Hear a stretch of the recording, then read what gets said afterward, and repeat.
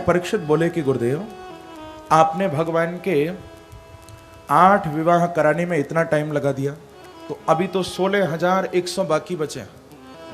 यदि ऐसे ही शादियां कराओगे तो फिर आगे कथा कब सुनाओगे? क्योंकि आज तो अंतिम दिन है ना, तक्षक भी आने वाला होगा।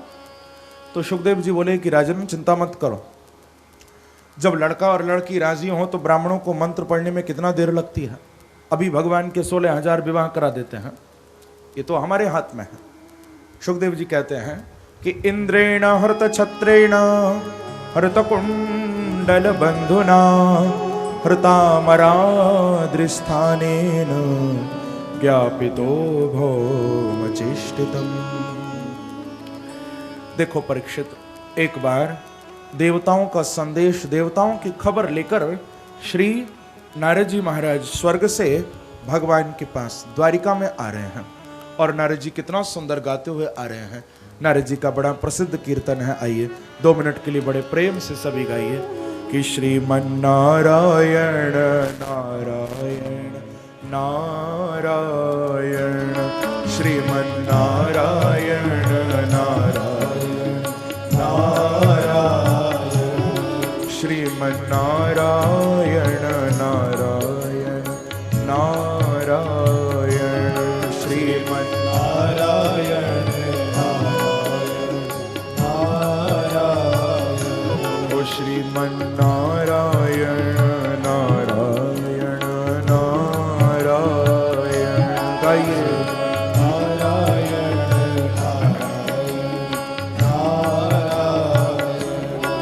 लक्ष्मी नारायण नारायण नारायण लक्ष्मी नारायण नारायण हो नारायण लक्ष्मी नारायण नारायण नारायण लक्ष्मी नारायण नारायण नारायण ओ लक्ष्मी नारायण नारायण नारायण ओ लक्ष्मी नारायण नारायण गाइए प्रेम से ओ लक्ष्मी नारायण नारायण नारायण लक्ष्मी नारायण नारायण जाओ ओ श्रीमन नारायण नारायण नारायण श्रीमन नारायण नारायण गाइए भाव से ओ श्रीमन नारायण नारायण नारायण श्रीमन नारायण प्रेम से ताली की सेवा करते हुए जाओ।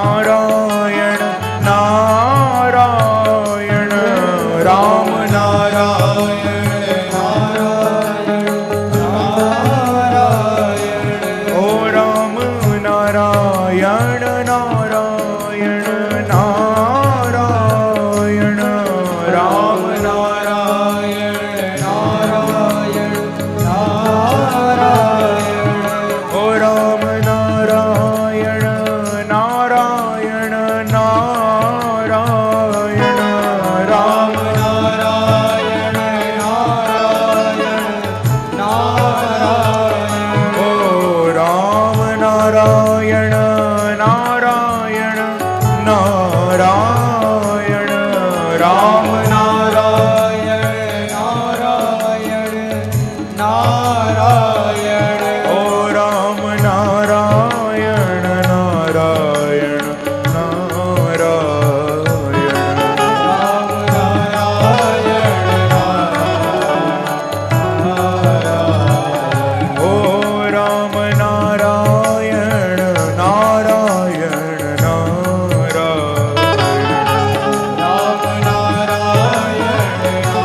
गाइए प्रेम से जाओ। ओ श्रीमन्नारायण नारायण नारायण, श्रीमन्नारायण नारायण, गाइए प्रेम से। ओ श्रीमन्नारायण नारायण नारायण,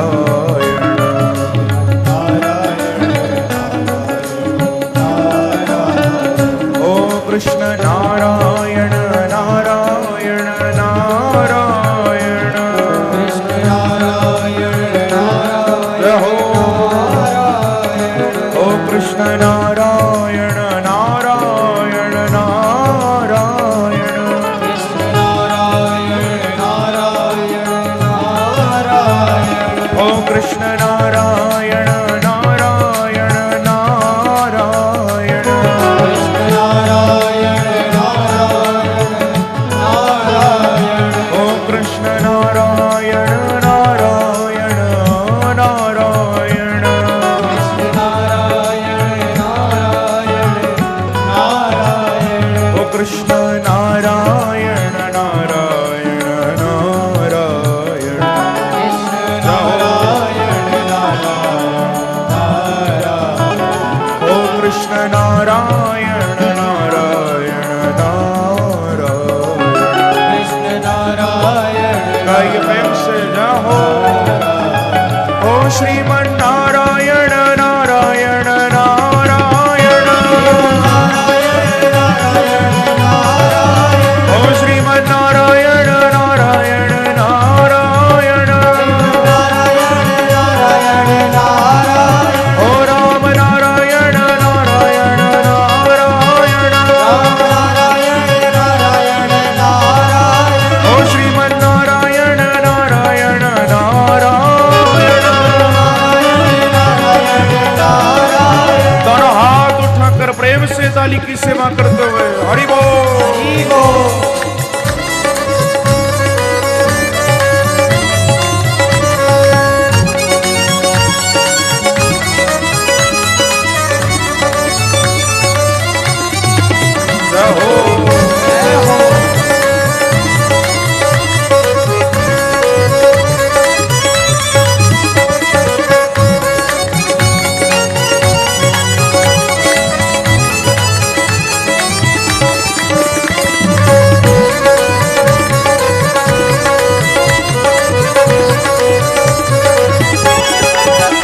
राम नारायण नारायण नारायण, ओ राम नारायण नारायण नारायण, ओ कृष्ण नारायण नारायण नारायण, ओ कृष्ण नारायण नारायण नारायण, ओ कृष्ण नारायण नारायण नारायण, ओ राम नारायण नारायण नारायण, गाइए प्रेम से जाओ। ओ श्रीमन्नारायण नारायण नारायण, ओ श्रीमन्नारायण नारायण नारायण, ओ राम नारायण नारायण नारायण, ओ लक्ष्मी नारायण नारायण नारायण, ओ श्रीमन्नारायण नारायण नारायण, ओ श्रीमन्नारायण नारायण नारायण, ओ भज नारायण, ओ भज नारायण, ओ भज नारायण, राम नारायण, कृष्ण नारायण, शिव नारायण, ओ भज मन नारायण, ओ भज नारायण, ओ भज नारायण, ओ भज नारायण, ओ भज नारायण, ओ भज नारायण, ओ भज नारायण, ओ भज नारायण, भज नारायण, ओ भज नारायण, ओ भज नारायण, ओ भज नारायण, ओ भज नारायण, ओ भज नारायण, भज नारायण, भज नारायण, ओ भज नारायण। श्रीमन्नारायण नारायण नारायण, श्रीमन्नारायण नारायण, श्रीमन्नारायण श्रीमन्नारायण। इस सुंदर कीर्तन को गाते हुए नारद जी भगवान के पास आए हैं बंधुओं, और प्रभु को आकर नारद जी ने बताया कि भगवान, ये जो दुष्ट भौमासुर है, इस भौमासुर ने अपने कारागार में 16,100 राजकन्याओं को बंद कर रखा है। प्रभु आप उन सब राजकन्याओं को इस दुष्ट के कारागार से मुक्त कराइए। ये बड़ा ही दुष्ट है, बड़ा अत्याचार उन कन्याओं पर ये कर रहा है। और प्रभु इसने देवताओं के भी स्वाभिमान पर, देवताओं के सम्मान पर भी बड़ी चोट पहुंचाई है, देवताओं को भी बड़ा कष्ट दिया है। हे प्रभु आप भौमासुर का उद्धार करिए।